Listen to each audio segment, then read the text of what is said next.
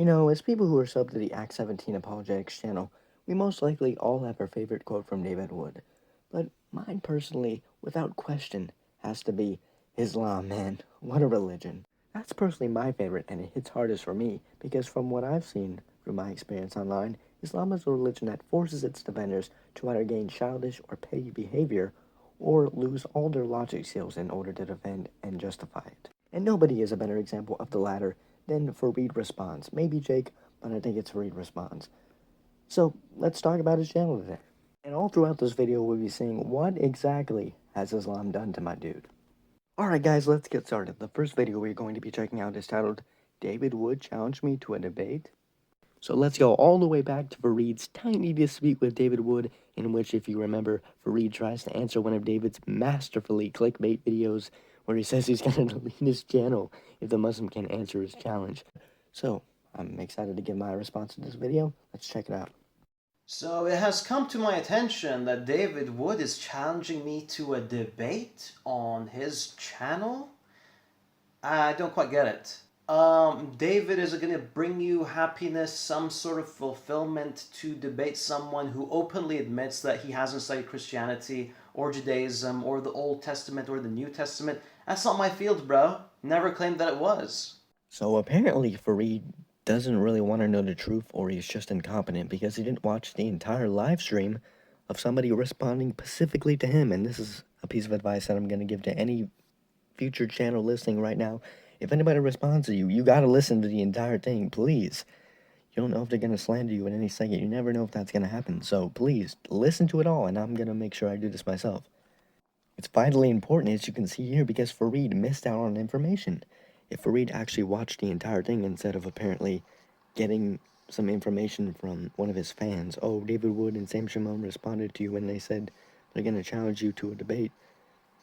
Maybe if Farid actually watched the entire thing, he would get some of the more finer details, because Sam and David literally said it can be Farid who comes on to discuss, not necessarily debate, but to discuss, or it can be Farid and Zakir Hussein in a 2-on-1 against Sam Shimon, or it can just be Zakir Hussein if Farid doesn't feel comfortable, if Farid doesn't really want to come because it's not his expertise. Zakir Hussein can come on behalf of Farid and debate Sam Shimon himself. Not to mention, guys, in context, David and Sam were responding to Farid's fans, who they themselves were challenging David and Sam to debate Farid. So I think it's important for Farid next time, to remind his fan base that, hey, I'm not necessarily well-versed in this issue. I'm not necessarily the best to talk about it, so please stop challenging David and Sam. Here's what happened. I watched a debate between you and Zakir where he absolutely trashed you, and I just call it as I see it. Call it as it is. What the frick does that even mean? Seriously, no Muslim has yet to explain why David Wood and Sam Shimon's live stream response about Deuteronomy 33 was wrong in any way. Even in the comments, they were just vacant of sound refutations. And I said sound refutations. But you see, this is really pathetic. This is the equivalent of an MMA fighter being beaten up in the ring, being knocked out. Instead of trying to get to rematch with the guy that just beat him up, he instead starts challenging the fans in the crowd to step into the cage with him. That's what's happening. No, Farid, it's more like we have a boxing match that's a tie at best. That's the most I'll grant the Muslims here, was a tie at best, okay? That's the most I'll grant them. And then, out of nowhere, we have some random superfan come out of the crowd and attack the opposing boxer to which this guy is a fan of. And then this guy complains about being assaulted after the boxer fights back, even though said boxer allows the fan to team up with the boxer to which he's a fan of. So it's a 2-on-1. The boxer he's attacking has a disadvantage. But yet he still complains. So what I suggest you do, David, is you ask Zakir for a rematch. Excuse me, beg Zakir for a rematch.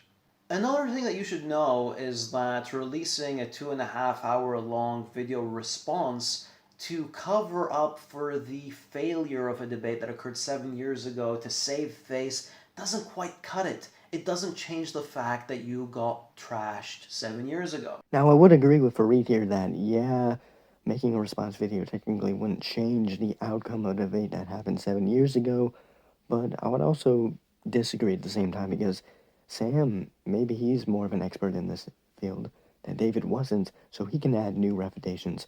He can add new information that would actually prove Zakir Hussain wrong. So in conclusion, I want to see Sam Shimon versus Zakir Hussain. I think Sam would win because I think Deuteronomy 33 is a pretty terrible passage to use to prove that Muhammad is in the Bible. Off to the second video of the 3 we're going to review, and it's a bit of a juicy one. Time to see Farid's thoughts on one of David's videos getting banned and him temporarily being banned off YouTube. And guess what that video was about? Christian persecution, just simply going over the statistics of Christian persecution. So hopefully here, the two sides can come together in harmony and fight against the power. Let's see.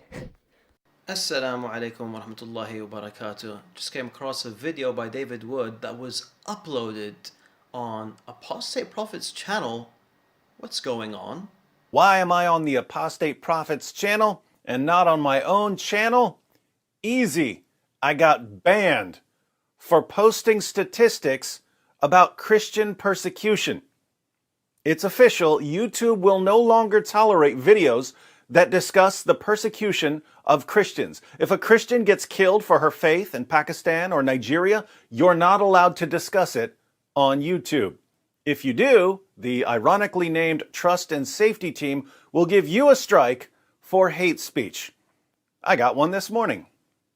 Hi, Act 17 Apologetics. Our team has reviewed your content, and unfortunately, we think it violates our hate speech policy. We've removed the following content from YouTube. How this affects your channel. Your channel now has 1 strike. You won't be able to do things like upload, post, or live stream for 1 week. A second strike will prevent you from publishing content for 2 weeks. 3 strikes in the same 90-day period will result in your channel being permanently removed from YouTube.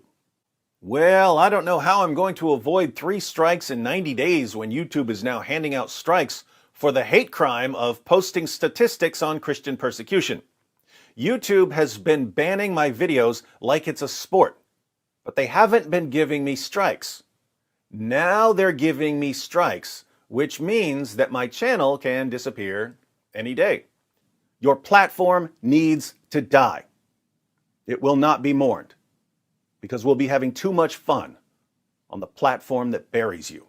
So this isn't the first time that such a thing happens to David Wood. In the past, he's had a few of his videos taken down.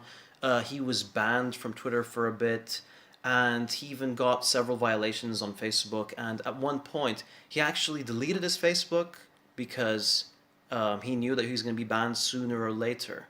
But I mean, what do you expect? David Wood, he's going to keep on playing the victim. Everyone's out to get him. This includes mainstream media, the Dearborn Police Department. Wait, I don't understand Farid's condescending tone here. Farid does realize that David literally was the victim at Dearborn. That's why he won the case. I don't get it. Social media.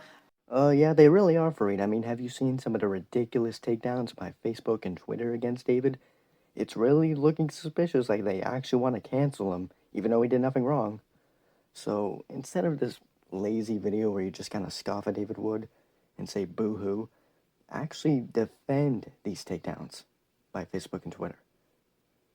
That'd be a better idea. The government of the United States and even the United Nations.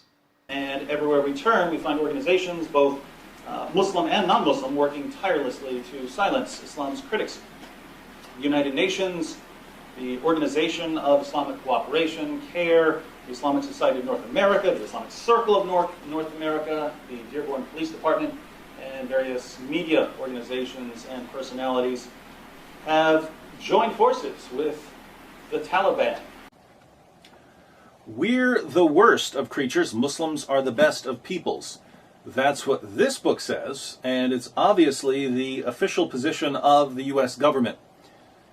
Oh, I'm sorry. Should I be using my right hand, President Obama? I don't want the FBI kicking down my door. And I consider it part of my responsibility as President of the United States to fight against negative stereotypes of Islam wherever they appear.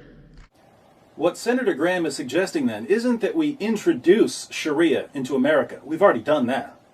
He's telling us we should find ways to expand the domain of Sharia. Oh, poor little you, David. Breaks my heart to see everyone go after you. It's funny because even his fan base, even Christians, have an issue with the way he conducts himself. And there are lots of even Christians who strongly resist the idea that Christians should be criticizing Islam. I've been told by many Christians that what we need to do is focus on preaching the gospel and building bridges. No, Farid, they just don't like David criticizing Islam at all. They don't think that's how you should convert people from Islam to Christianity. I guess they just want, I don't know, Christians to be nice to Muslims and eventually they'll see the love of Christ through them. I don't really think that works from my personal experience. That's my message to them in this video. But, yeah, they're not criticizing him for, these type of videos. They just don't want him to be making apologetic videos against Islam at all. What is one of the biggest fear mongers on YouTube, and he's just been doing this under the guise of scholarship. Here are a few examples of some of the most outrageous things that he's been saying, and he's been getting away with saying. And that with several sets of brothers involved in these cases, the rape wave seems to be a family affair. This band of Mohammeds isn't lurking in the shadows. They're inviting family and friends to join them at rape parties, apparently without a clue that what they're doing is wrong. So these men believe that it's perfectly acceptable to rape little girls, provided the little girls aren't Muslims. Now, I'm going to go out on a tautological limb here and say that what these men believe probably has something to do with their beliefs. Who pays the bills for the U.S. military?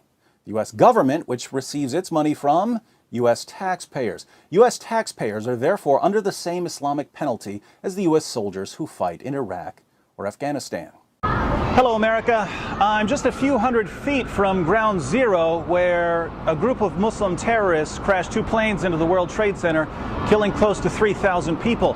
9 years later, 2 groups of Muslims, the Cordoba Initiative and the American Society for Muslim Advancement, are planning to build a massive 13-story mosque right here behind me. When you Islamize the most important places of your enemy, you destabilize your enemy, you make them weaker, and you show them that Muslims are in control. And now Muslims want to construct a massive mosque. Why? To honor the victims of 9/11? Keep in mind, this was in the minds of Muslims all along. Right after the September 11th attacks, Muslims were joking about filling the city with mosques. And now they tell us that they're doing it to honor the victims of 9/11. Smiling in our faces while cursing us in their hearts. Yeah, I don't see how that was fear-mongering. Maybe the New York City mosque one, maybe. That's very debatable. But you gotta remember, Farid, David always, and I mean always, emphasizes to his fans not to hate or attack the Muslims back. Because it may not be for the best moral reasons, but he says that every time there's an attack against Muslims, the mainstream media starts loving on Islam, which will incite terrorists to want to commit more terrorist attacks because it attracts the media to love on Islam more.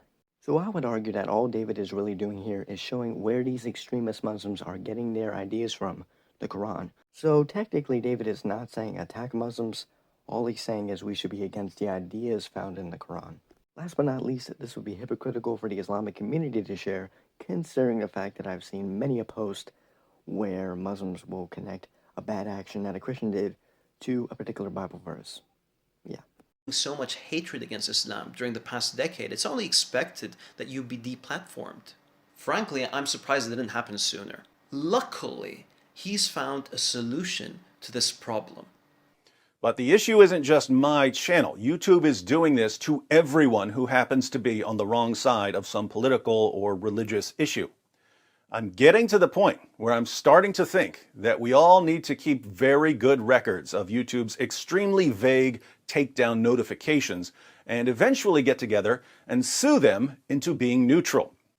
So if your content is being blocked, take lots of screenshots and put them in a file. One day we'll hand everything over to a team of lawyers and we'll force not only YouTube, but all of the main platforms into being what they claim to be. I have no words. Nah, fam, that's a big brain idea. I mean, come on, Farid. Some of the most successful revolts and uprisings in all of history may have sounded insane and far-fetched at first, but now we look back on them and recognize that they changed the world for good. But here's my main issue with Farid's response, and man, I'm very disappointed because it would have been so cool for Farid to be like, yeah, I think David has a iffy past, I think in other cases his video should have gotten banned, but guys, honestly, I don't think this video should have gotten banned. I think David should be able to talk about Christian persecution because it really is a big issue. Because remember, those videos that Farid brought into the mix were not the ones David were referring to. David was talking about one of his videos being banned where he simply went over Christian persecution statistics. That's all he did. So it would have been real cool for Farid to be like, yeah, I think David's videos, most of them should be banned, but I kind of have to disagree with YouTube here. I think he should be able to talk about people literally dying. Muslims, why don't Christians talk about such and such bad things happening to Muslims around the world? Also Muslims. This. But in conclusion, man, this was a softball of a video for Reed to do. All he had to do was swallow Islam's pride for once, agree with David, and admit that the censorship is bad. But this makes Islam look very sus now because he pretty much implied that censorship against what he considers to be Islamophobes, even though he never really put out throughout the entire video, what he considers to be censorship against Islamophobes is a-okay. That's what he's implying throughout the entire video. Beyond sus. That makes Islam look very bad, and you're not helping the Dawah's case. Okay, so the last Farid video we are going to be reviewing has me very excited. Look at that thumbnail. That's right. Farid is going to be responding to AP, and he's going to give his justification for Muhammad's relationship with Aisha. And guys, I know I've been criticizing Farid for the past 2 videos on his logic skills, defending Islam, but Farid's still a smart guy, so I'm very excited to finally get that justification for Muhammad's relationship with Aisha, and I can finally delete that video off my gosh dang channel. It's a friggin' eyesore. I don't want that on my channel. It's a 9-minute troll video. Let's see if Farid will remove it. Although many Muslim apologists will basically tell you that if she's ready to bleed, she is ready to breed. Not even in that time in Arabia was she remotely sexually ready. And many Muslim apologists really want to tell you that she was ready because of Arabia and heat. We know that puberty is only a small but visible part of a long process of a girl becoming mature. It is not for nothing that a girl still physically and psychologically changes until the age of 18 and beyond, because she is not remotely ready at the age of 9. And marrying a girl and having sex with her at the age of 9, when she is not even possibly physically ready, let alone mentally ready, damages her physically and psychologically. And I'm sure that little Aisha didn't get away unharmed. Now, how relevant is Muhammad's child marriage today? So you think that having sex with a 9-year-old is justified? Yeah, I mean the thing. If my daughter reached the age of menstruation at 9 years old, I would say you are ready. You are ready to get married. According to the Islamic Sharia, moment a lady reaches puberty, they can marry.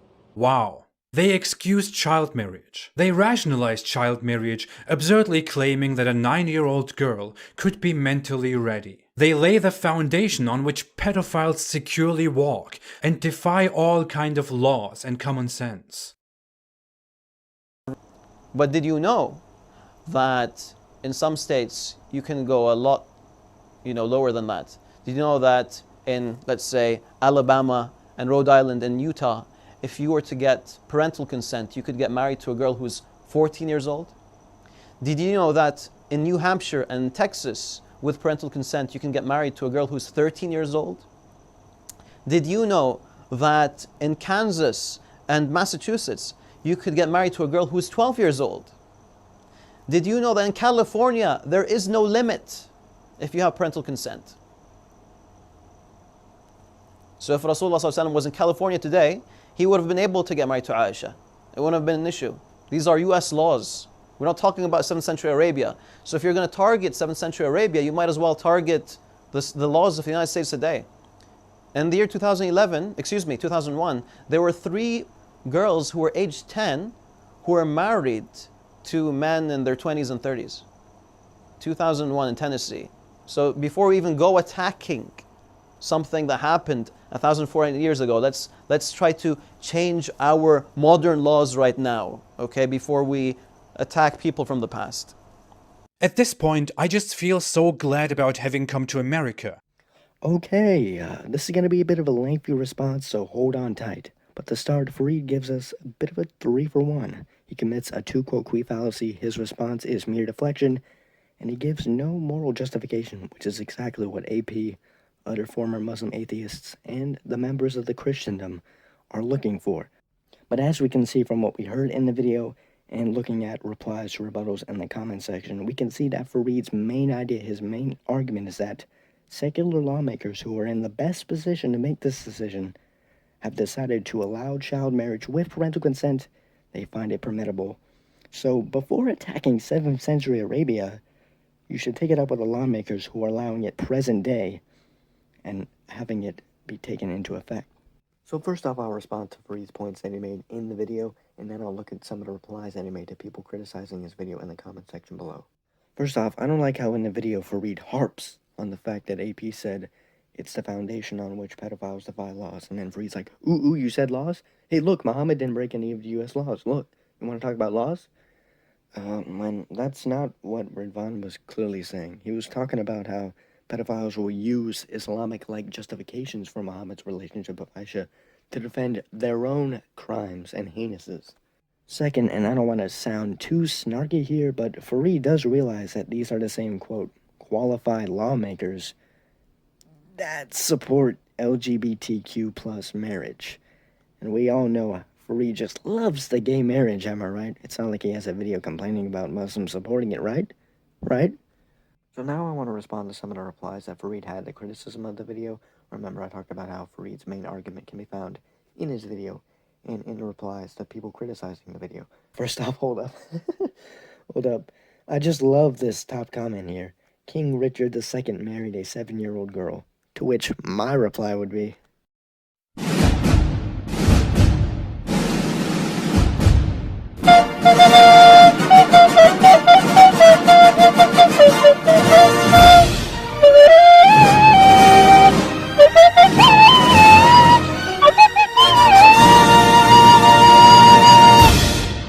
no, but seriously, whenever Muslims use this argument, and I use that very lightly, I'm not remotely satisfied because it's by definition not moral justification. I mean, I don't get it. When it's brought up, is it supposed to be saying, hey, look, Christians, you guys didn't stop pedophilia in the past, therefore you can't really speak about Muhammad?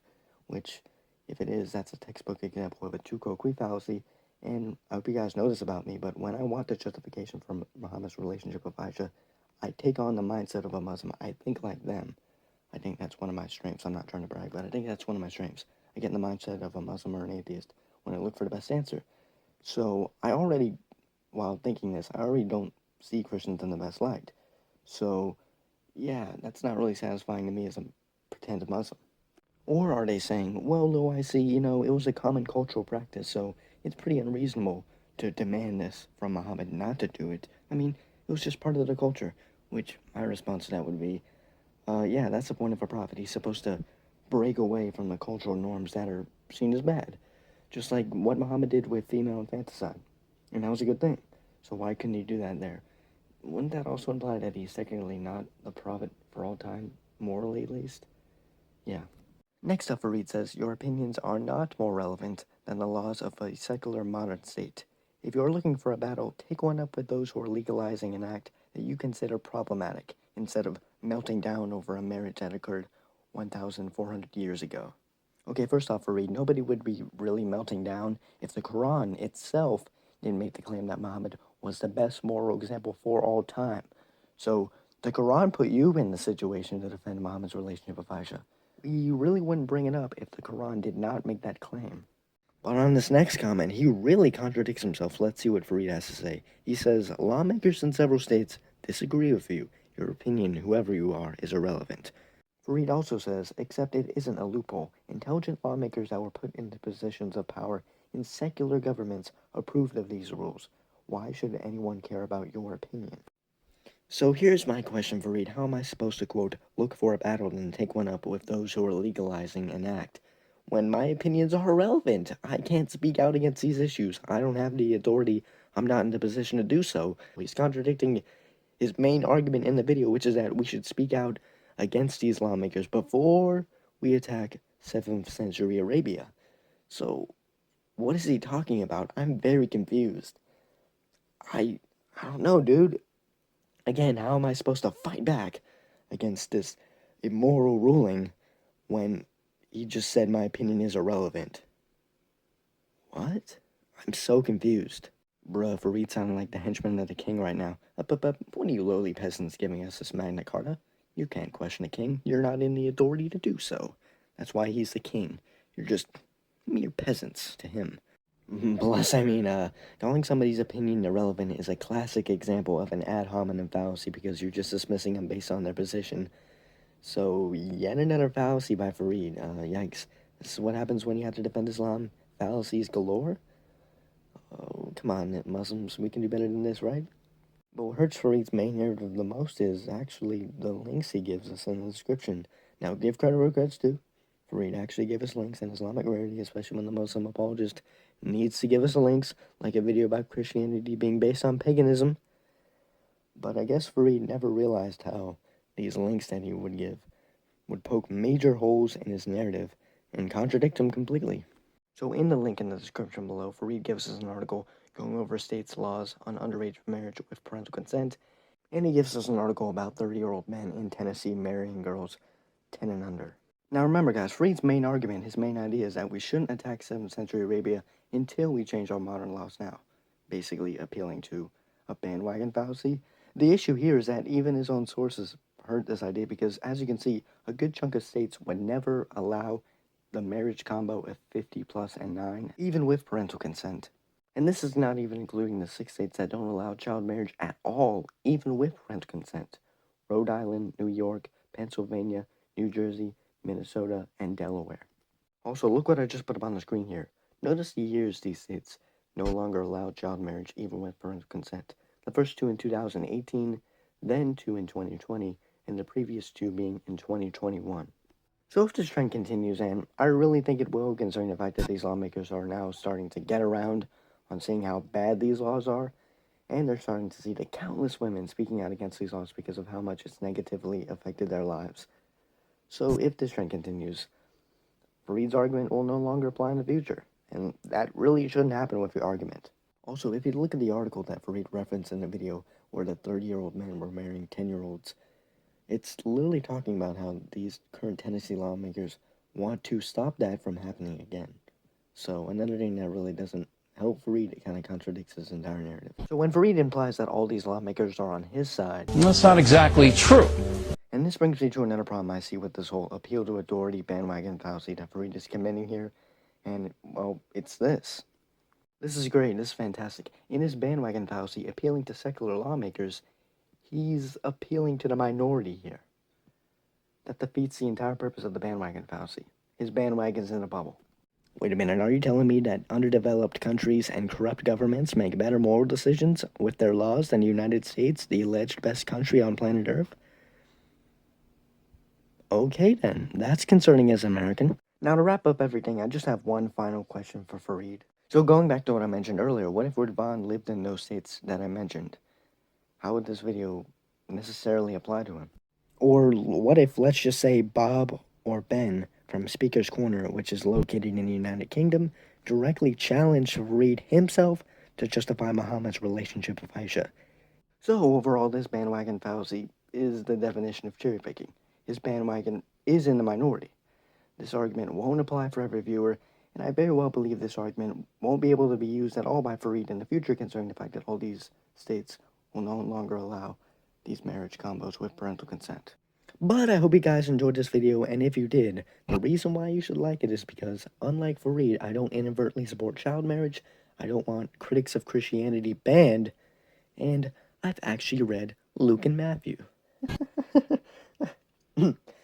Thanks so much, guys, for the support, and have a fantastic day. God bless.